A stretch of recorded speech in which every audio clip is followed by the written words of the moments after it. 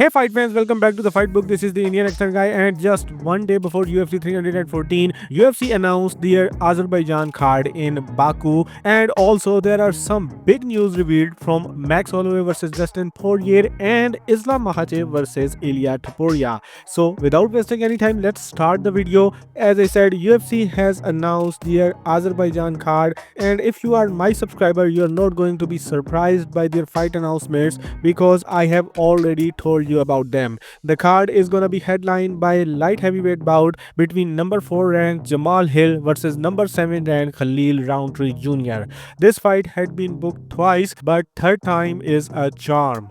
Moreover, former UFC title challenger Yoichi Horiguchi will be back in the UFC in this card, and he will be making his return against number 11 ranked Russian Tagir Ulanbekov. I had told you about this fight as well.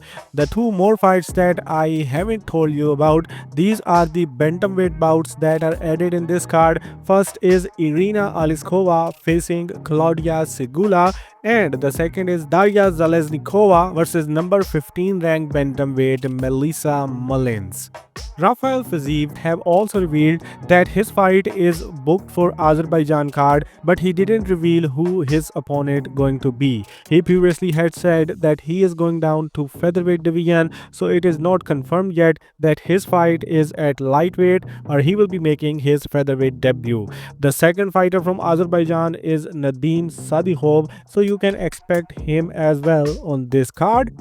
Then there is another fight that I told you is in works, was Caio Borralho versus Nasruddin Imavov, and now it is confirmed from Caio Borralho, who showed his anger on Nasruddin Imavov, publicly sharing that Imavov declined to fight him. Even when the UFC asked him if he doesn't fight Caio Borralho, he will not be getting the title shot. Still, Imavov declined the fight.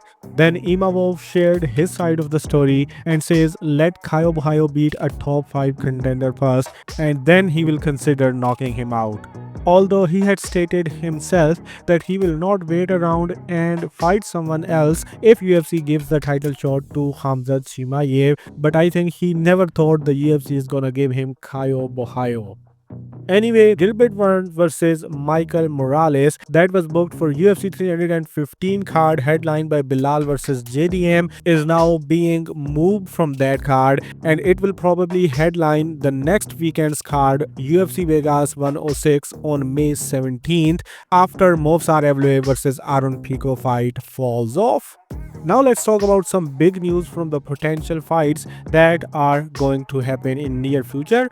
First, we already know that Dustin Poirier will be fighting Max Holloway for the third time in his retirement bout, and now the new news arrived, and that is this fight will be happening at UFC 313 card in New Orleans, LA, July 19th. This will be for the BMF belt, but it is not confirmed if it will be a headliner or a feature bout. Here is a fun fact that Holloway had made his UFC debut against Dustin Poirier in 2013, and now he will be fighting the Diamond for his final UFC bout. From Islam Makhachev versus Ilia Topuria, we have Ilia Topuria saying in an interview that his fight versus Islam Makhachev will probably happen around September. Topuria says he will ask Islam that what his favorite submission is and then submit him with it in front of Khabib Nurmagomedov. Is he too cocky or just confident? Anyway, there was UFC 316 press conference last night where Dana White was asked why the UFC booked the rematch between Merab Dvalishvili versus Sean O'Malley, and Dana replied, "This is the fight that people wanted to see." I've seen a lot of comments from UFC fans who didn't want to see this fight, but none of them can tell who is more deserving in the bantamweight division than Sean O'Malley right now. Anyway, O'Malley claims that he fought with one leg in their first fight, and now this time this fight will go differently. Anyway, the highlight of the press conference was not the main event fighter but the co-headliners, Juliana Pena versus Kayla Harrison. The heated back and forth between Harrison and Pena over 1 extra pound that Harrison will have to cut was a fun moment. You weight bully to make this division in the first place. You're gonna knock me out. But the best thing from that press conference was that When Dana White was asked if Amanda Nunes, who was sitting just in front of them, will come out of retirement to fight in the UFC again, and Amanda Nunes replied herself that she will come back and fight in the UFC, most probably the winner of Juliana Pena versus Kayla Harrison. So basically, women bantamweight division is being revived, and it will definitely be fun when the Lioness the GOAT returns.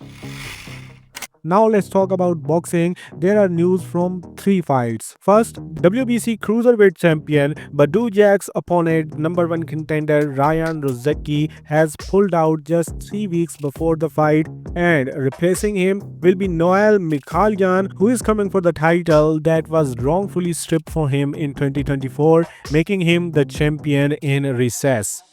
Then there is confirmation from Eddie Hearn that David Benavidez versus Callum Smith talks are in progress for Benavidez' first defense of his WBC World Light Heavyweight belt, and a report from Boxing Kingdom that Tyson Fury is now openly discussing fighting Anthony Joshua, and he is already back in the gym training for this mega fight.